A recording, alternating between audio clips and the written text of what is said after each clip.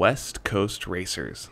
There is so much to talk about in this new update, which means the park is making steady progress on getting this new area of the park open after numerous delays. Let's talk about the buildings that are sitting on the opposite side of the station and queue for West Coast Racers. Off to the far left is this brand new white building which will be the restrooms. They have the roof up along with the shingles, and to the right of that is the blue and gray building, which will now be a new food location called Twin Charge Tacos. Previously, before Cyclone Bay closed, this building used to be a Cold Stone Creamery. When the contract with that company ended, the park converted the shops into Six Flags branded ice cream stores, one at the front of the park and one here.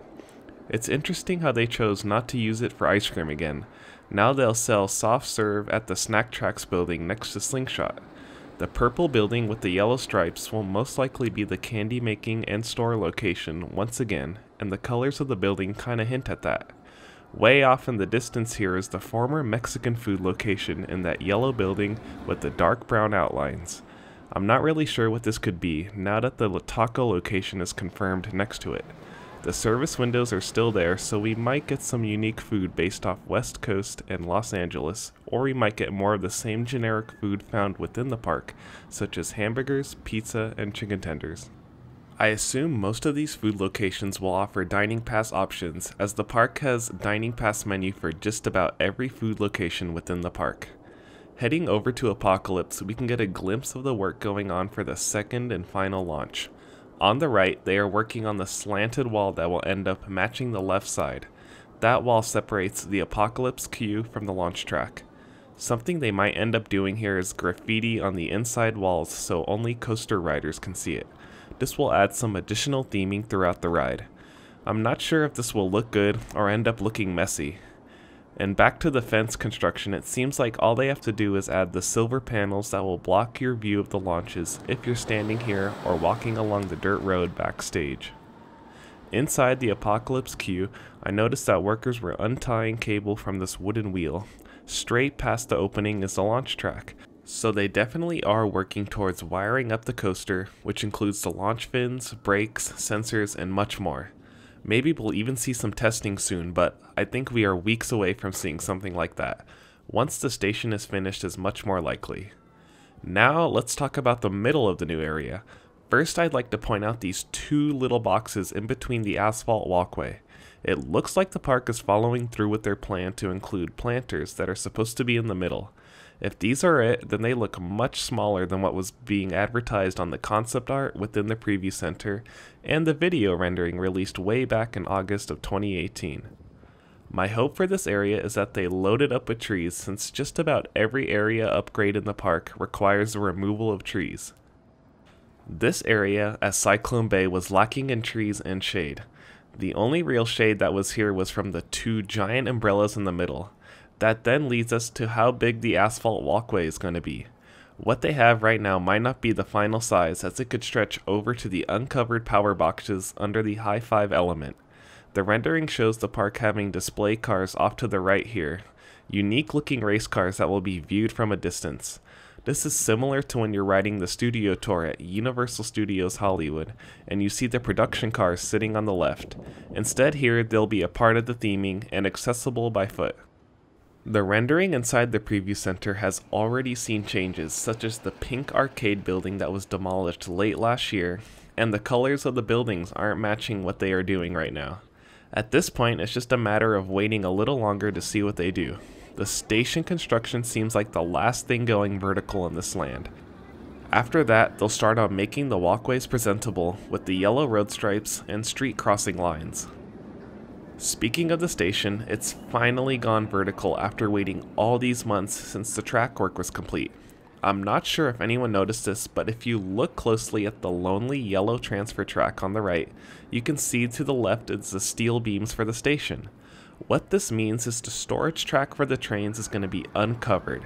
The third train sitting here overnight will be exposed to the elements unless they add some kind of roof over it. The rest of the station is coming along nicely. One thing that's possible is guests could be loading from in between the tracks. But it'll probably be like on Tatsu, where you load the trains from the outside of the station and exit down the stairs in between the two tracks or station. I mentioned this a few updates ago, but did you know this is the first ground-up roller coaster station building that the park has built since Green Lantern in 2011? All the other coasters were refurbishments and used the existing station like Twisted Colossus and the New Revolution. Full Throttle doesn't have a true station but is more of a concrete platform. Remember that in 2013 Full Throttle opened without a proper roof. That came months later. I really hope that this doesn't happen with this ride and the surrounding area. The park has already missed the deadlines it was aiming for this ride, so why not make sure everything is done with the best level of detail, instead of opening it with additions to come down the road. The West Coast Racers area is going to open against arguably the best themed part of the park, the Steampunk District, which was redone when Twisted Colossus opened in 2015. For the 2020 editions, the park is getting Fright Fest and Holiday in the Park improvements, specifically to the West Coast Racers area. Time will tell if those holiday experiences will be on par or better than what's offered in the Steampunk District. The name of the land might even change with the holiday offering.